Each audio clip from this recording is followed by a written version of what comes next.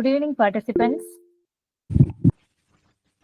Welcome you all to the Day 4 National FDP on Next Gen Deep Learning. So, today we have resource person Dr. Sinciya P O, Associate Professor, Amal Jyothi College of Engineering, Kottayam. I welcome you, ma'am, to this Day 4 session. Now I invite Ms. Lindsay CT to introduce the resource person. Good evening, everyone.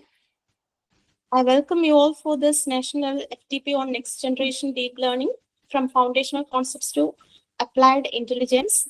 It is with great honor and enthusiasm that I introduce the esteemed resource person for today's session of the National Level Faculty Development Program on Medical Image Classification using Deep Learning by Dr. Sinciya P O. Dr. Sinciya is currently serving as an associate professor in the Department of Computer Science and Engineering at Amal Jyothi College of Engineering, Kerala, with an impressive 18 years of teaching experience. Her areas of expertise include machine learning, data mining, and image processing, and she has made significant scholarly contributions in these domains. She has authored over 30 international publications, including papers in reputed journals and conferences. Also, she has published patents.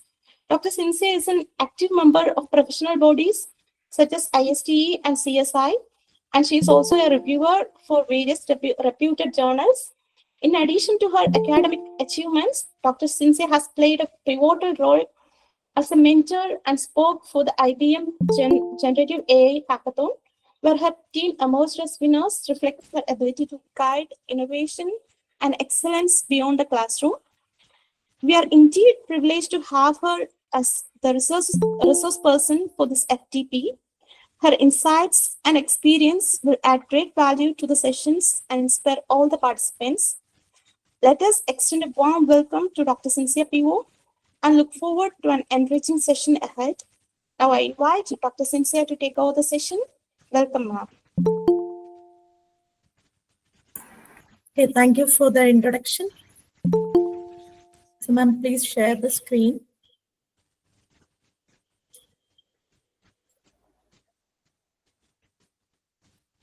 So, in today's session, we discuss the topic on medical image classification using deep learning techniques.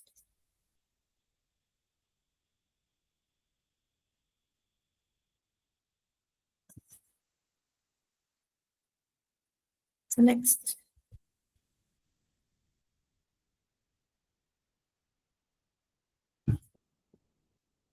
The contents are mainly we discuss about image classification and its types, then machine learning versus deep learning, and we discuss on one deep neural network, that is the convolution neural network, and a pre-trained model. What is pre-trained model? And one pre-trained model, ResNet 50, and some hands-on session on single label and multi-label classification and brain tumor classification. So next, see what is classification and what is image classification. So classification, it is the task of predicting a class label or category for the input data. Then the image classification, it is the process of taking the image as the input and output a class with the higher probability of the class, so which describes the burst of the image. And suppose you have the image of a cat and you have some three classes, say cat, dog, and rabbit. And if you are given this input image to a classification model, so which predicts, the model predicts based on the probabilities of all the classes. Suppose the model predicts the probability for cat as 92% and dog is 5% and rabbit as 3%. Then this model classified the input image as cat because this model gives the highest probability with 92% for the the class label cat.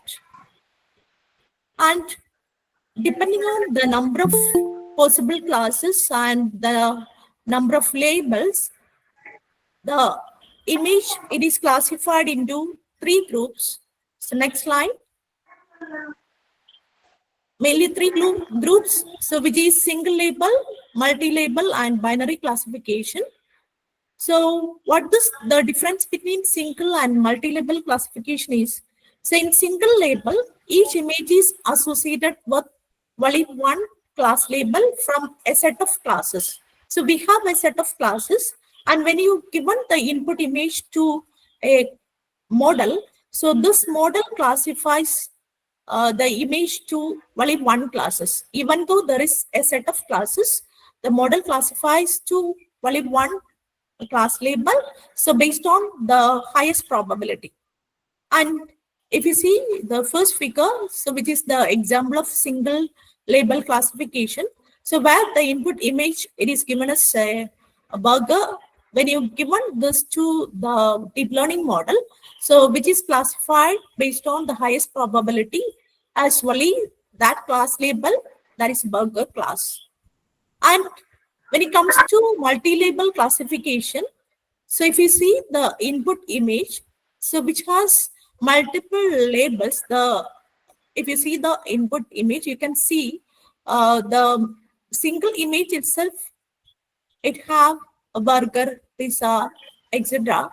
And when you given this to a model, so which classifies this input image as multiple labels. So the image can have the multiple labels at the same time. So in this figure, you can see that the given input image, it is classified as pizza, burger, and fries because the input image contains all these labels. So next come to binary classification. So it is similar to the single label classification. The difference is there is only 2 possible classes. The input image is classified into only one, or it is assigned to only one class label. So these are the main types of classification: single, multi-label, and binary classification.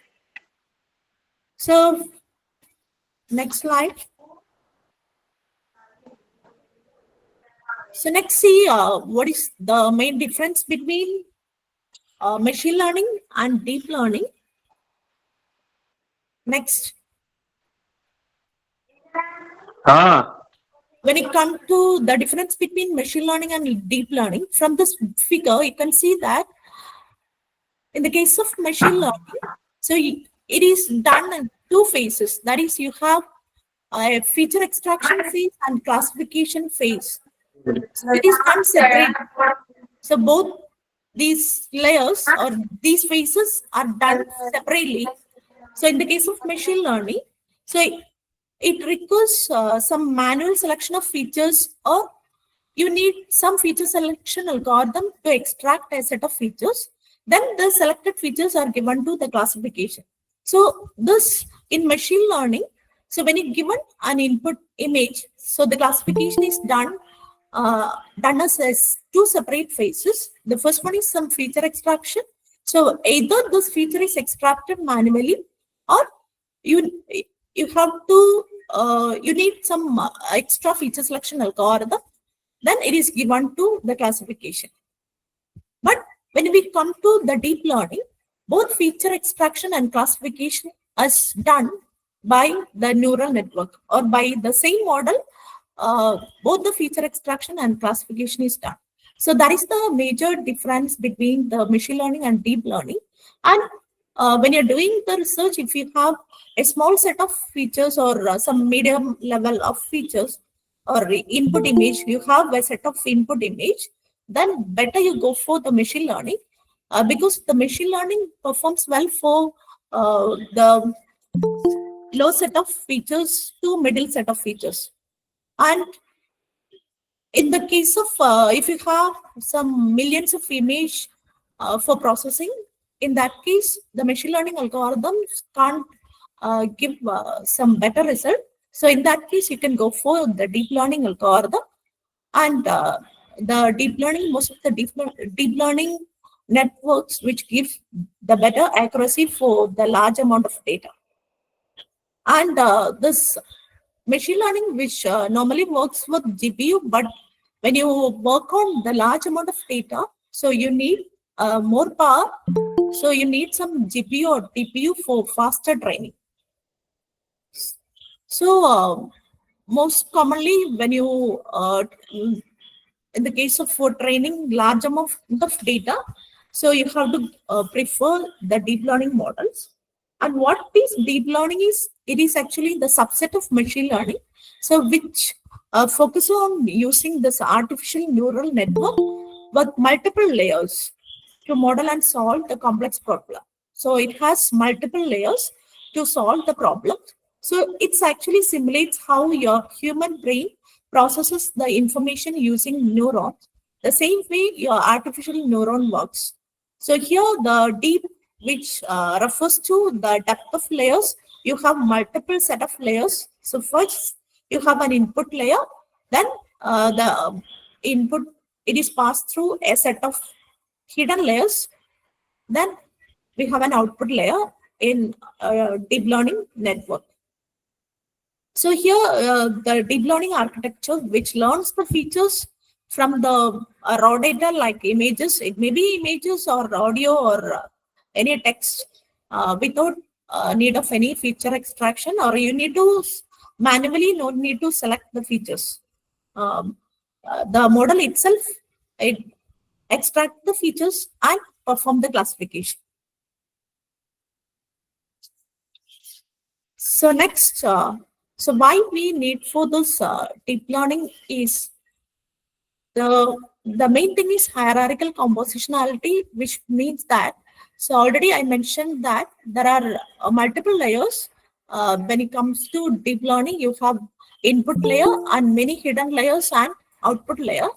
And when the model trains, it extract a set of features.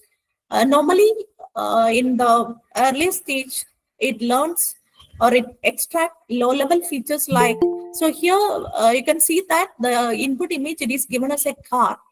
So the first initially it learns a low-level features like corners and curves of the car.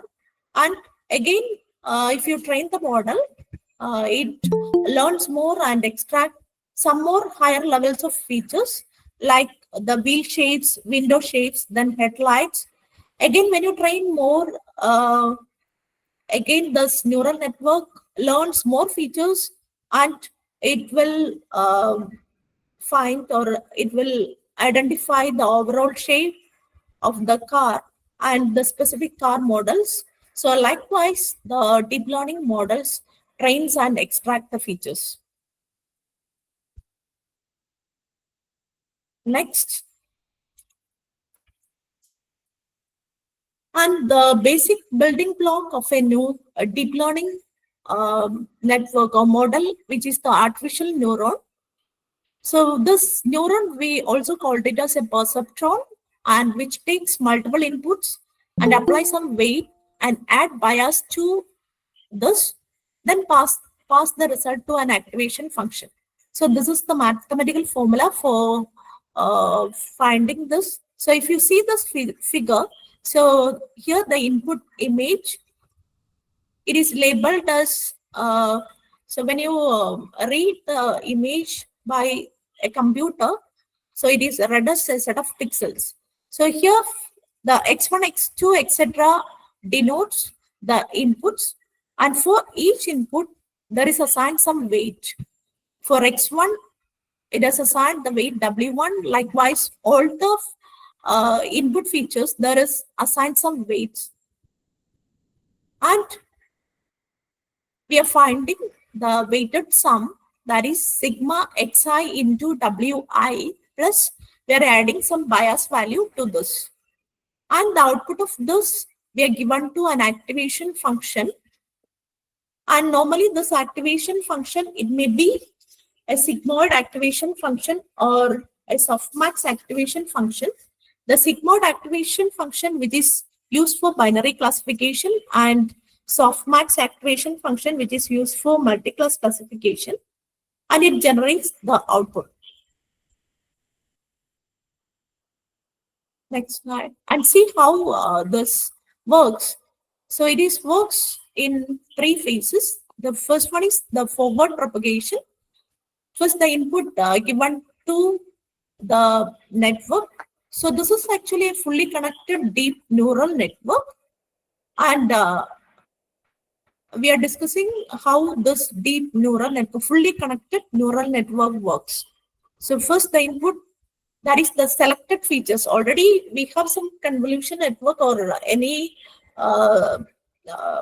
network. By using this, we are selecting some set of features, and it is given to the fully connected neural network. And this, the selected feature which pass through the network, and the neuron computes the weighted sum and apply either the softmax or sigmoid activation function, and it produce some output. And this is the output we generated. After that, we have to find a loss function. That is, you have to find a loss or error, which is by using a loss function. So that's why we called it as deep learning. So each time it learns more. Each time it learns the features from low to higher level. So already I have mentioned the example when you given a car image to a deep learning model. So in the earlier phase, it learns low-level features like corners or curves, and then it learns some detailed features like the wheel shapes, window shapes, then the overall shape of the car, which will be determined. And one example of deep artificial neural network for extracting features, we use this convolution neural network. So next, see the architecture of convolution neural network. So it is a type of deep learning model which is mainly for performing image classification, object detection, facial recognition, and medical image analysis. And there are mainly 4 layers in convolution neural network. The first one is convolution layer. The next 1 plus 2 into 1 plus 5 into 0 plus 1 into minus 1 plus 3 into 1 plus 7 into 0 plus 4 into minus 1. So this sum value, you will get the value is minus 8. Then you have to shift your filter matrix 1 position right, again do the same process, and you will get the convolved matrices. After performing this convolution operation, you will get the convolved matrices for cross 4. And this shifting, it is done. You can shift 1 position right or 2 position or 3 position right. In this way, you can perform this shifting. So which is called striding. Stride. So stride S equal to 2 means you have to shift 2 positions right. Then you have to perform the same operation. And next layer is ReLU layer. So the ReLU, which stands for the rectified linear unit, and in this, when you see the previous convolved matrix, you have some positive and negative values. So the ReLU layer removes all the negative values, and how it performs is for all the negative values, it set the value 0. So if we have in the convolved matrix, if you have the values minus 3 or minus 5, after performing this ReLU function, it gives the value 0, and all the positive values are not changed. So this is the ReLU function. So when you apply all the ReLU function, all the negative values are set to 0, and positive values remains unchanged. And the next layer, it is a pooling layer. So in this pooling layer, so this is to reduce your image size to half. So if we have some 8 cross 8 matrix, So you can reduce it to 4 cross 4. For this, you have to set the size of the window as, so in this case, we set the pooling window size as 2 cross 2. And if it is a max pooling, there are 3 types of pooling. So you can perform either max pooling or min pooling or average pooling. And if you are performing a max pooling, here we set the window size as 2 cross 2 and take the maximum value of in this window. So you have the value 0.77001. So the maximum value is 1. And this value is taken as the pooled value. So which is denoted as the first value in the pooled matrix.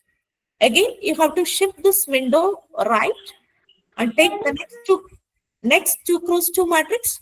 Again, take the maximum value if it is a max pooling. And if it is a min pooling, you have to take the minimum value. And if it is an average pooling, from this window, you have to take the average value. And this average value is replaced by this window. Okay, this 2 cross 2 matrix, so it is replaced by a single value with either maximum value or minimum value or average value. And your image is decreased by half. And next is the flatten layer. And if you see here, you can apply any number of convolution, ReLU, and pooling layers. You can add any number of convolution, ReLU, and pooling layer.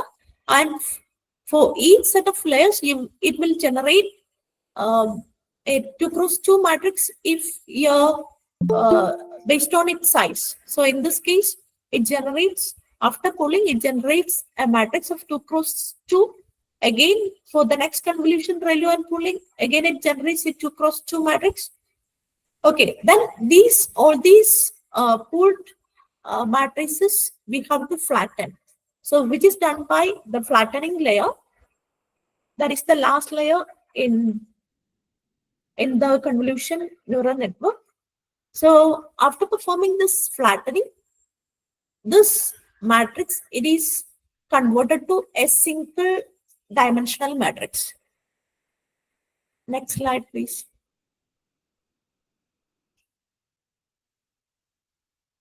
So if you see, you can see that if it is a 2 cross 2 matrix, you can flatten this as a one-dimensional matrix. So finally, this is the set of features which is generated after performing this convolution, ReLU, max pooling, and flattening. So these set of features are given to fully connected neural network for classifying the input.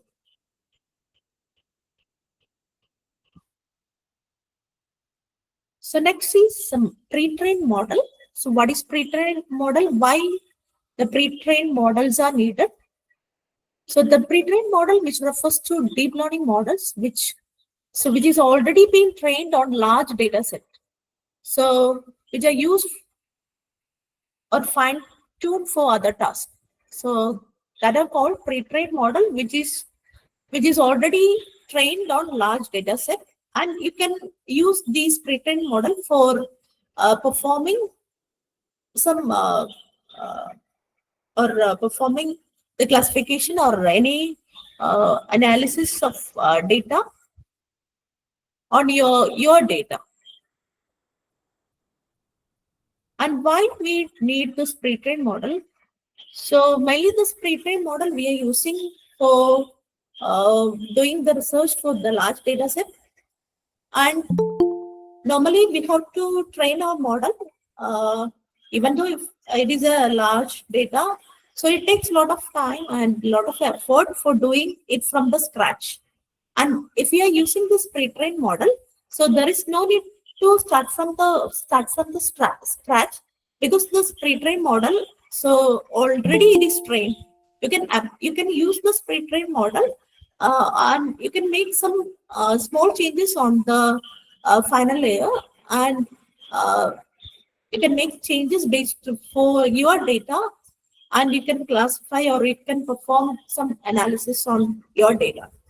So that's why we are mainly use this pre-trained model. And It is ResNet. It is a pre-trained model which is trained on an ImageNet data set. So this ImageNet data set, which contains some 14 million images with 1,000 classes. So ResNet, it is a pre-trained model. So already trained on this data set, and you can use this model, ResNet model, for doing your research, and you can apply on your data, so that there is very less effort, or you can start it from the scratch. But if you're using this pre-trained model, so this you can avoid and you can save some time. And this ResNet, it is a deep convolution neural network which is mainly designed for image classification and recognition. And there are different ResNet models are there. The ResNet model with 18 layers, 34 layers, 50 layers, 101 layers, and 152 layers. As the number of layers increases, so it performs better for the large data, but you need more power for as the number of layers increases, and the complexity also increases. Also, if we are using a lower number of layers, also you have a large number of images, it may not be given a good result. So why this residual network? It is mainly solved one problem in deep learning. Normally, as the neural network there is large number of layers, it gets worse. So this problem is called vanishing gradient problem. So what this vanishing gradient problem is? So in very large deep neural network, there is a large number of layers, and when you're finding the gradients, what is this gradient is? The derivative, when you are performing the back propagation, you have to find the gradient. That is the derivative loss by with respect to weight. The derivative flows with respect to weight, which is the gradient. So when you're calculating this gradient, it becomes very small or very large when you're doing the back propagation. So which learns extremely slow. This makes the learning process which is very slow or unstable. So ResNet, this solves this problem by using skip connection. So which will let this gradients which flow directly across the layers. That is the advantage of using skip connection in ResNet. So which avoids the problem of this gradient descent problem. So if you see this figure, your input X, which is given to a set of convolution layers. Also, the input is passed to the output of these set of convolution layer.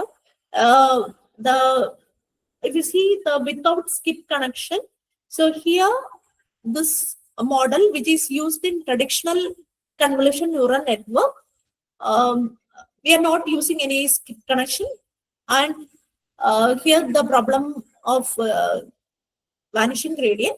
So it is avoided by using this skip connection by giving the X directly to the output. So here you can find the output h of x, which is equal to f of x plus x. X is directly given. So you can add x to f of x and you can find the output function. So in this way, you can remove this or eliminate the gradient descent problem. And this is the architecture of ResNet 50 model. So ResNet 50 model, which contains 50 layers. So normally most of the researchers use the ResNet 50. Most commonly, we are using ResNet 50 model. So this total number of layers in this model is 50. So initially we have a convolution layer, so which uses a 7x7 filter matrix with 64 such layers, and we took the stride values equal to 2. The next we have a max pooling layer where the window size, it set the window size as 3x3. Again, it used the stride as 2. Then next, we have a set of convolution and identity layers. So here, if you see, you have the convolution and identity blocks as with layers of filters. Filter sizes 1 cross 1, then 3 cross 3, and 1 cross 1. So such three number of three number of layers of such convolution blocks. So similarly, you have a set of convolution block and identity block. The similar 4 number of similar layers. Again, 3 into 6, 3 into 3. So if you see the first set of convolution, the second set, third set, fourth set. For each set, you have 1 cross 1, 3 cross 3, and 1 cross 1 with 3 such layers. So total 3 into 3 plus 3 into 4 plus 3 into 6 plus 3 into 3 plus the first and second layers, the first convolution and second pooling layer. So this total we have 50 layers. So by using this, here we are using the skip connections. I am not explaining more because we don't have sufficient time. Just we are moving to some practical insights on the single label and multi-label classification. So for this next slide. So first you have to set up your Google Colab for writing your Python code. Just open your Google Colab, open your browser and just type Google Colab.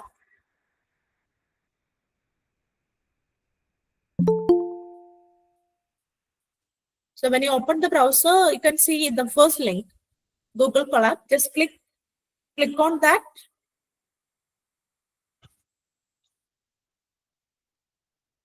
And create a new notebook.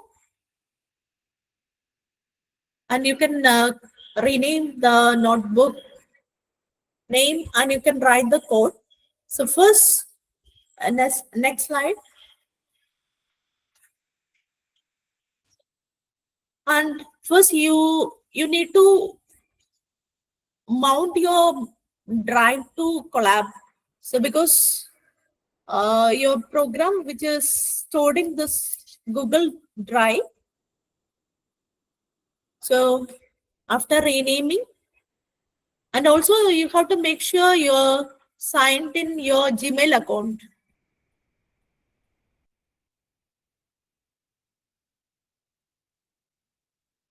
And if you want to use your GPU, open your Google Drive.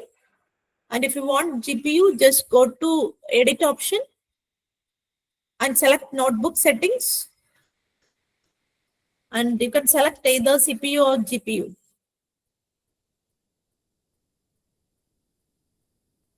And if you are connecting, so it will allocate the resources for you.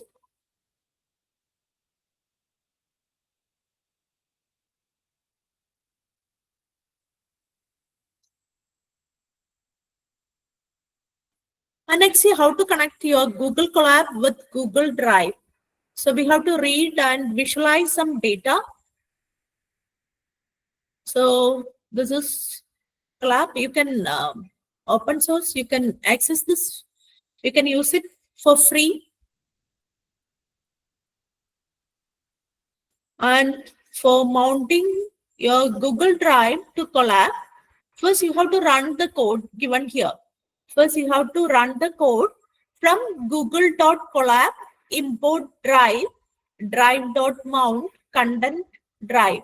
So run this code. Excuse me, ma'am. Ma'am, can you Yes. share your window, ma'am?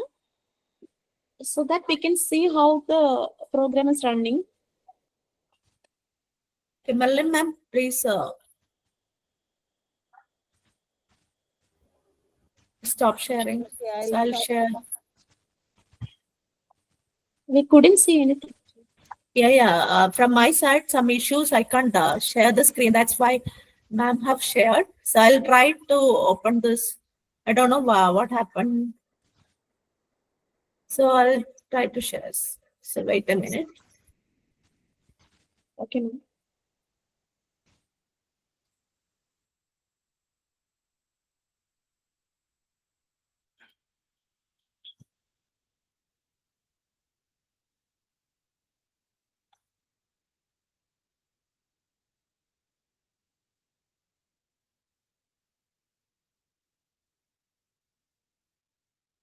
So can you see my window? Yes, ma'am. Yes, ma'am, we can see. But I am not able to do any other task. That's why just in your browser, just type Google Colab. Just type Google Colab. Have you opened Google Colab? Have you opened?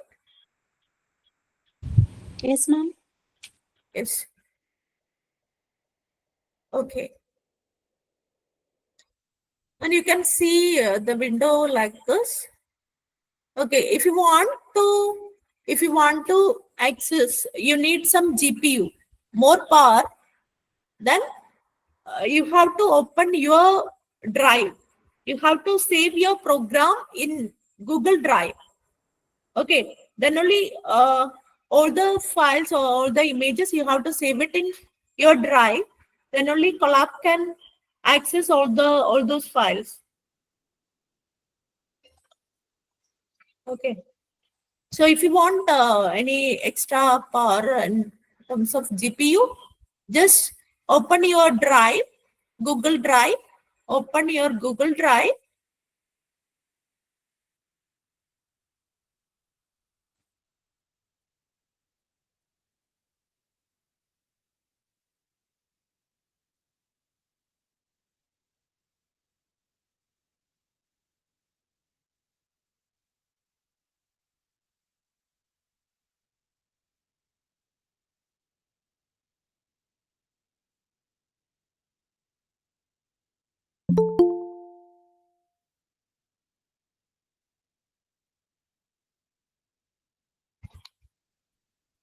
And click on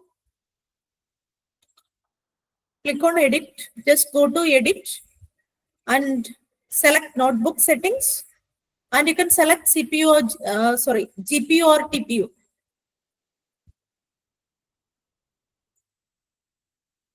Okay, and come to Google Colab. Google Colab, and also the resources I have shared. Excuse me, ma'am. Ma'am, your Yes. notes have been shared in the chat box, ma'am. Okay. The The program chat has box. been shared chat box, the program. Yeah. Just open that program, single level label classification. Just open your Colab and upload your program. Then only it will be open. Just click a file.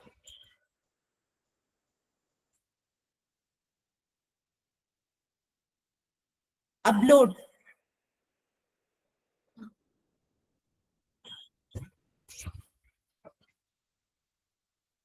File. Notebook. Upload. Upload notebook. File. Upload notebook. Then browse your program and open it in Colab.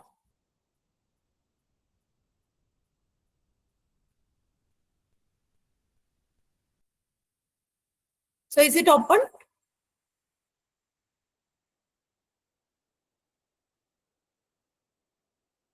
Have you opened the program? Single label classification.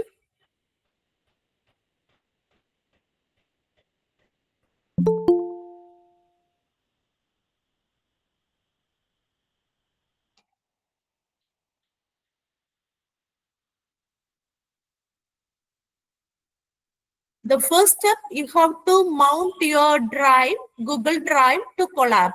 So for that, the first two lines, that is from google.colab, import drive, drive.mount, and you have to give the path of your drive. Okay. Just click this run button in the left side. So within square bracket, you can see a run button. Just click on that run button.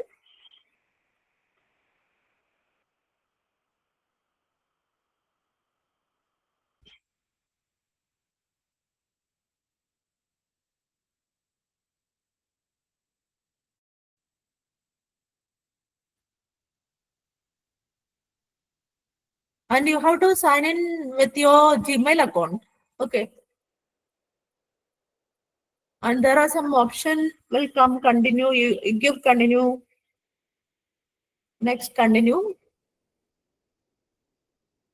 And you will get the messages mounted at your drive. So it will take some time.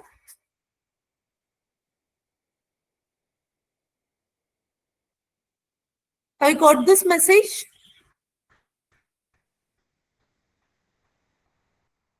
Okay. So next, you have to import a library, a PyTorch library, PIL. So this is an image a library for opening, for doing some operations on image. So you have to first import this library. Then if you want to open some image, so already I have shared an image, a pizza image. Just save this image in your drive. Save that image in your drive.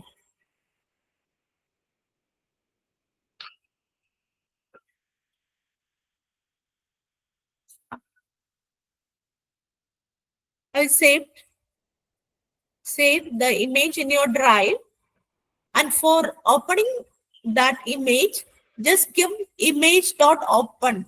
So just run the code image.open, and you have to give the path where your image have saved. You have to give the path. Give the path where your image have saved.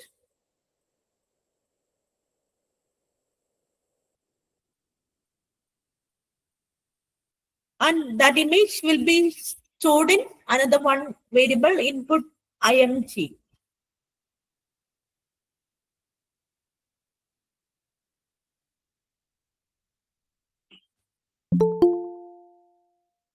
And if you want to visualize this image, you have to use the plt.im show function to visualize the image. And for a visualization purpose, you have to import matplot library. And within bracket, you have to give the name where you have opened that image. And we have assigned to input img. You have to give the name here within your parenthesis. Then run the code. And you can visualize the input image you have saved in your drive.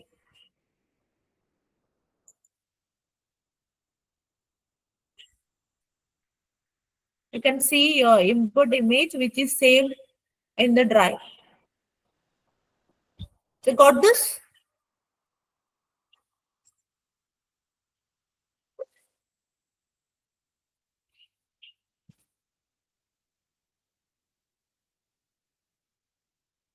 Got this? The image which you have saved in your drive. Can you visualize it?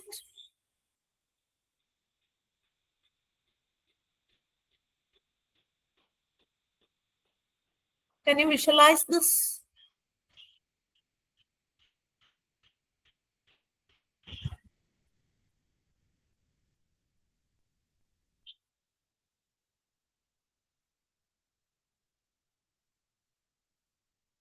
Okay.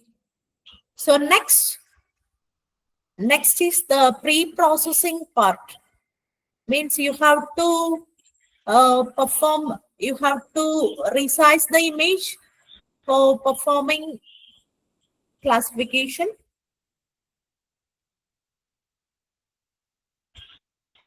And we have to perform the single label classification and multi-label classification by using this ResNet model.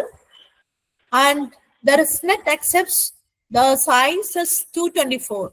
So you have to transform your input image to that size. And for performing this transformation, first you have to resize your image to 256, then perform the center cropping to the size 224. Then you have to normalize the image. So you know the ResNet, it is already a pre-trained model, already trained model, and you have to take the trained mean and standard value, and there is 3 mean values given: 0.485, 0.456, and 0.406. Likewise, 3 standard values. These are the mean for all the 3 channels: red, green, and blue channels. And we assigned this to transform, and you have to perform this transformation for your image, for your input image. So for that, you have to use the function transform within bracket. Give your name of the image.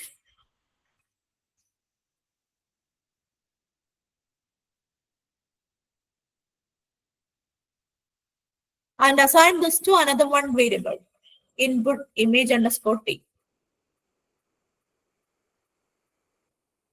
And if you print the shape of that image, the transformed image, if you want to see the shape of transformed image,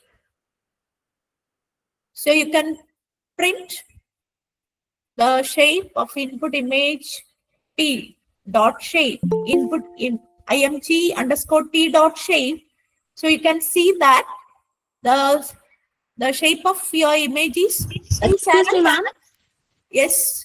Could you please stop sharing and reshare by scrolling your program down? Okay. Okay. So that we can see the things which you are explaining currently. Okay.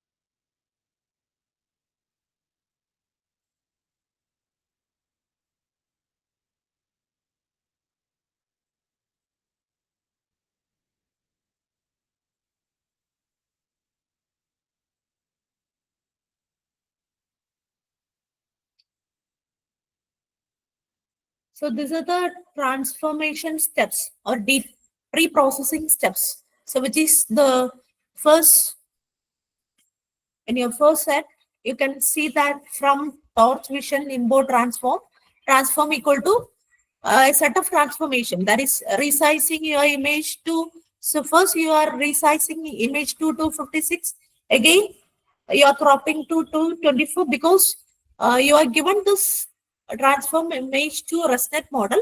So a ResNet model which takes for classification the image of size 224. That's why we are applying the center crop. Okay.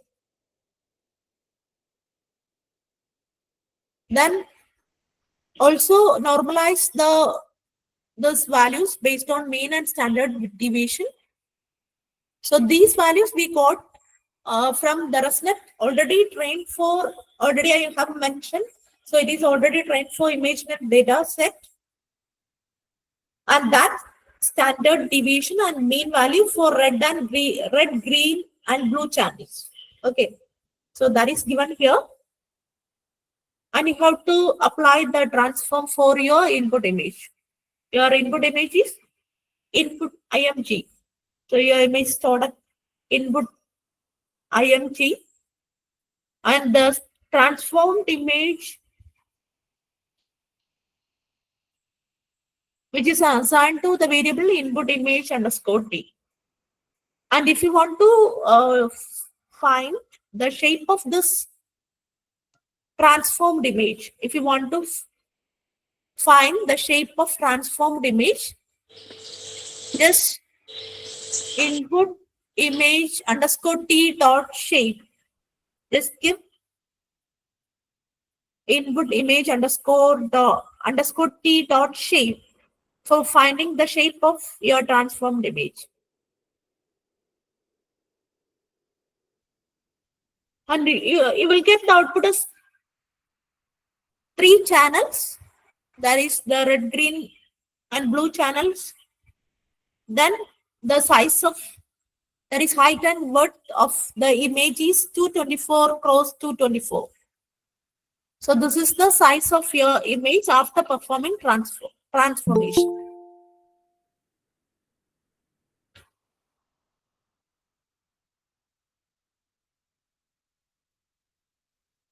Okay.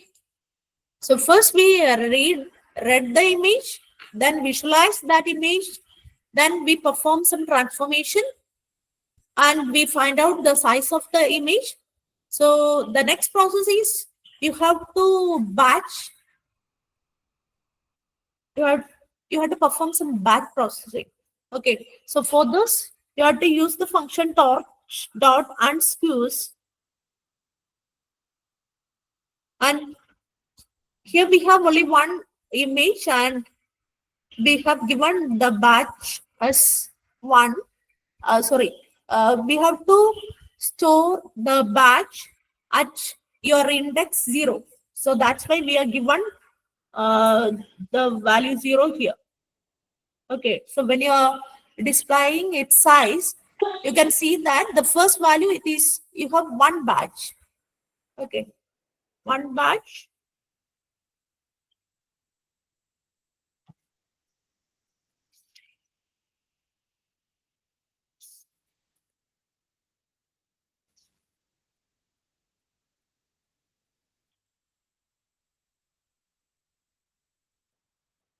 So ResNet accepts the input as a batch. So we need to convert the input image to batch. That's why we are using this unskews function. So we are unskews the 0 dimension of the image, and the batch 1 we store at 0th position at the dimension or index 0. So you can see that when you print the size or shape of this image, here it adds the batch also at 0th dimension or 0th index. So 1 batch, then 3 channels, and the size, height and width is 224 cross 224.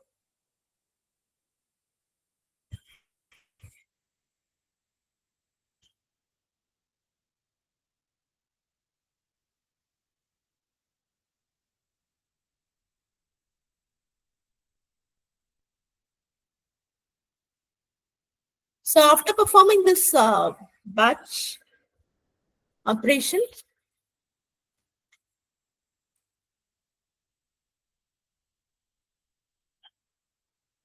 you have to perform the classification, single label classification. So here we read the input EPISA image, and we have to apply this to a ResNet 18 model. So you can see that. So there is one more thing added here, import models. So if you run this code, import models, so each set of code you have to run it. Okay. So in the left square bracket, just click on that run button, and you have to run each set of code. So after performing batch operation, you have to run the code. The next, we go for this size of input image. It is given to your ResNet model. Okay. And if you run the set of models, DR of models, so you can see, if you run this, you can see a set of models, pre-trained models. And if you scroll down, you can see that ResNet 18, ResNet 54, sorry, ResNet 50, ResNet 34, ResNet 101, 152, AlexNet, ImageNet. So all these are pre-trained models. So you can see all the models in this list.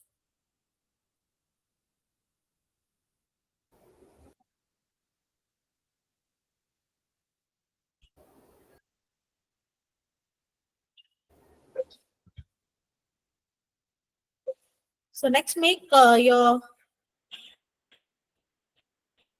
can see list of pre-trained model available in PyTorch models package. Okay. So next is we are making the pre-trained equal to true. Pre-trained equal to true, which means that, so here we are using a pre-trained model. So that's why we are making the pre-trained equal to true.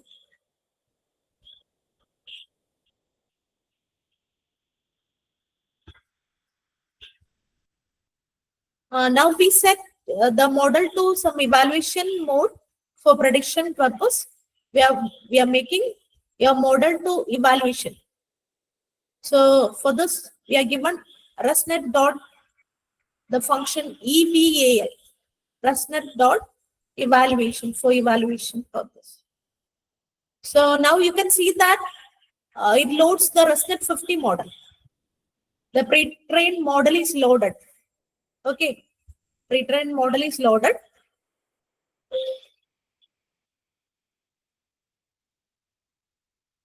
Now give the image to the model and pass the input.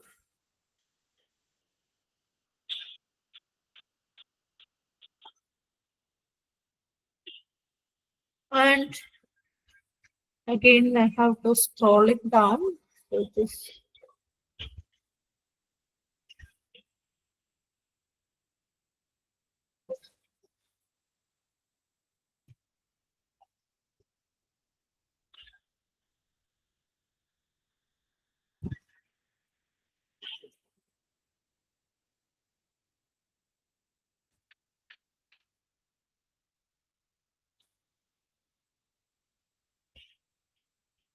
And just run output equal to ResNet input image batch. Just run a copy. Excuse me, ma'am. Kindly Yes. present your screen. Okay.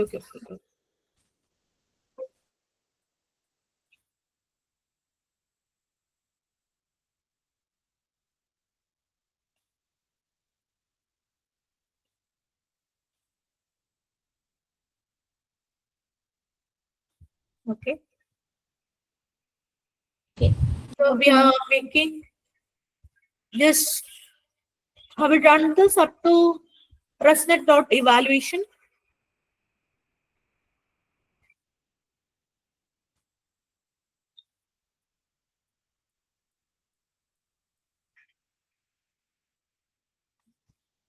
So now run the code output equal to ResNet of input image batch. The batched image is given to the ResNet and it is assigned to output. And don't run the next. I have done it for AlexNet also. Just don't run the commented part. Already it is commented, no issue. Okay, this output equal to ResNet input image batch. Just run this. After that, you have to run the code. Open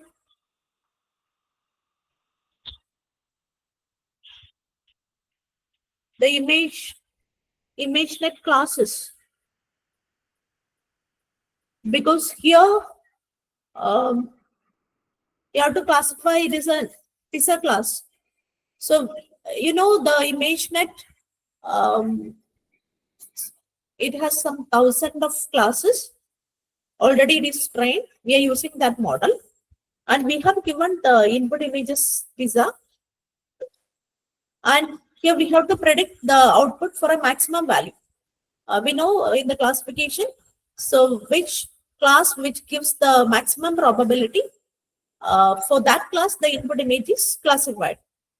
Okay, also here we use the softmax activation function.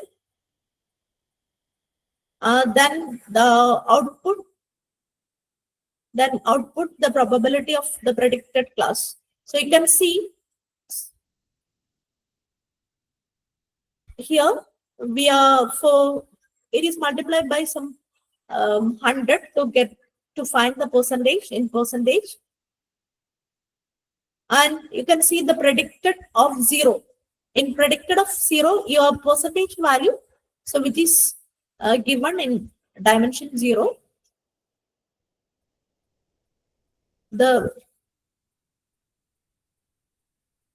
so first it gives the class, then your total accuracy, the percentage of the prediction, the percentage of prediction, that is the probability of being that the input image is pizza.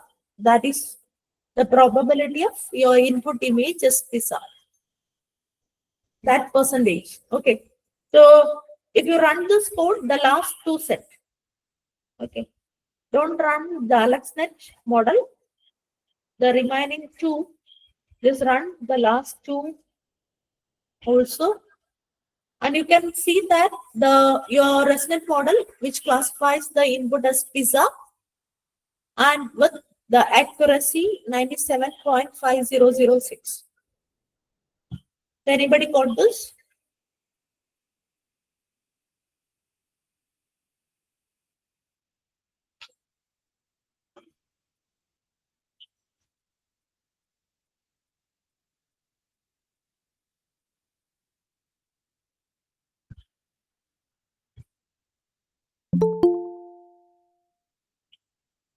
And for multi-class classification problem, there is it is similar to single label classification and multi-label classification. In a single image, single input image, you have multiple labels. So I have given the image for a cat and dog. Just load that image and just run the multi-label classification program, and you can check what is the accuracy of predicting that image. So that image I have downloaded from Google. Okay, and I check that image by applying ResNet model. It gives some 100% of accuracy. Just run that code also. Also, I have given the code for brain tumor classification.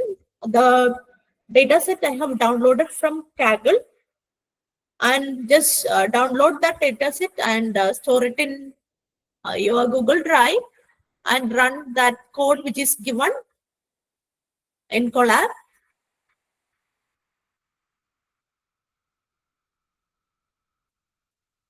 And if you have any doubts, so anybody got this, the result? Just run each set of code and accept the AlexNet. And if you are running AlexNet, just comment ResNet, and you can run AlexNet also, and you can check whether ResNet or AlexNet, which one performs for the same data. You can analyze.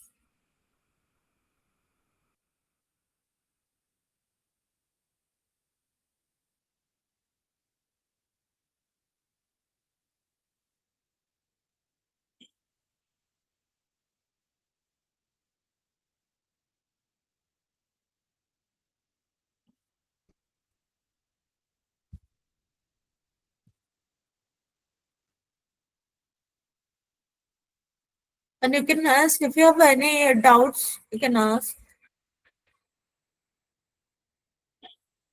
So if you're stuck anywhere when you are running this program, just ask me.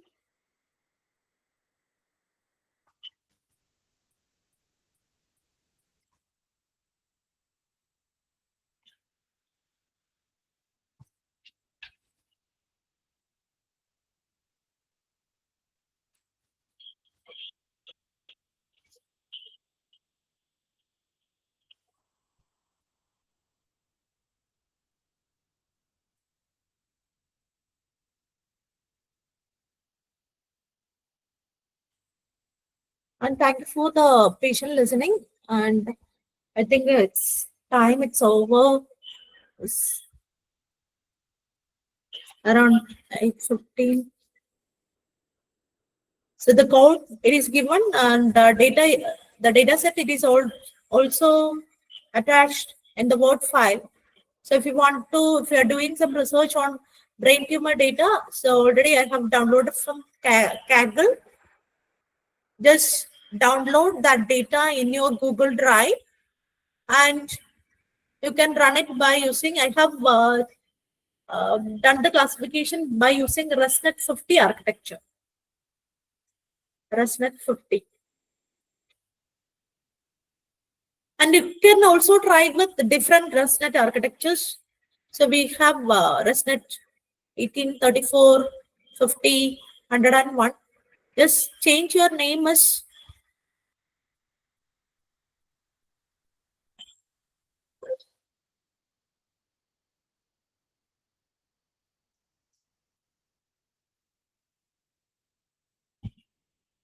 is it possible to visualize the output of intermediate layers of the neural network?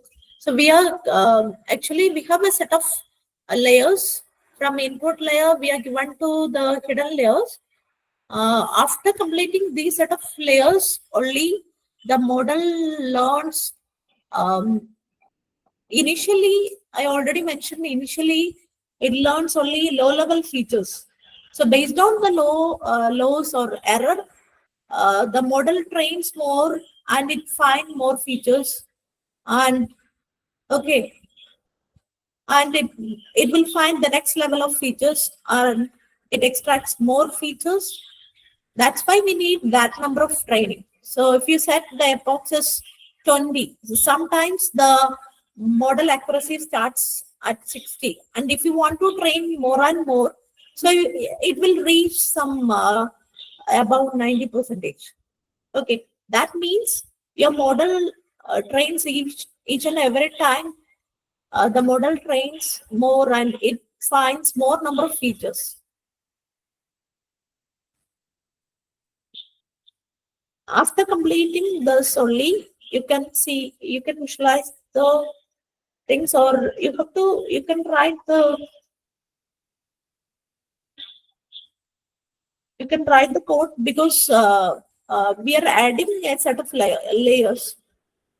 Okay, convolution layer. For each layer, you have to separately write the code for convolution, and from this code also you can visualize if you want to execute the ResNet evaluate. You can see what are the layers in your model. So it lists all the layers and how many set of convolution and max pooling layers. All these are. If you can also add more number of layers. So based on your research, based on your application, you can add more layers, and you can check whether the accuracy or performance is increased or decreased. So based on that, you can adjust that. So which is a research, it can.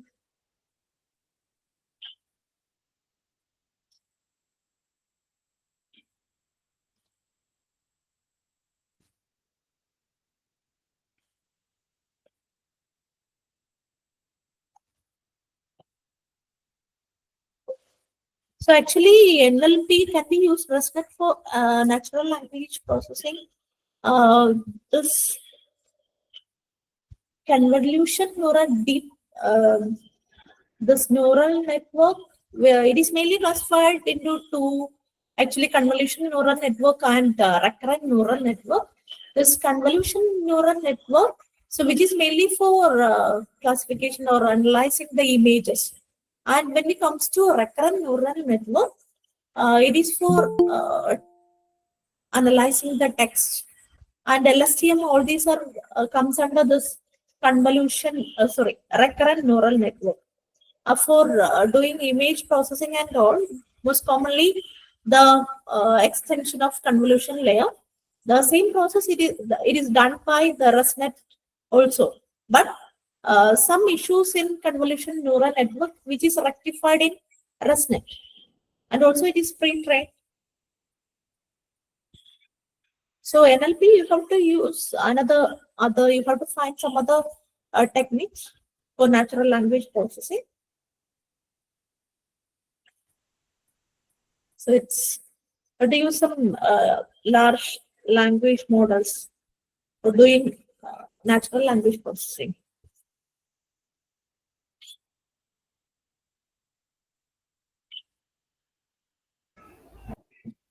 Any other queries from the participant side?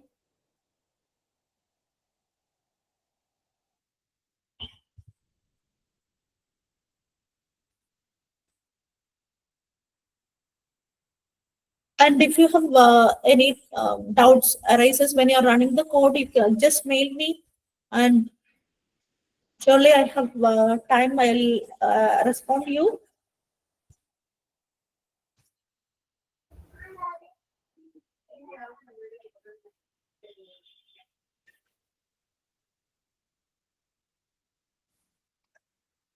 I think there is no queries. Shall we wind up it, ma'am? Okay. Okay, ma'am.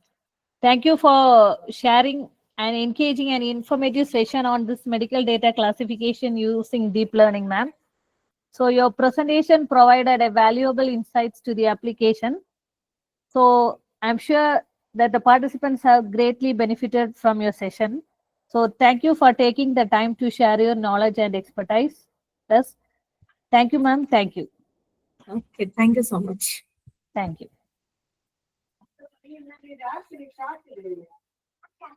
So feedback link is being provided in the Gmeet chat and the YouTube chat.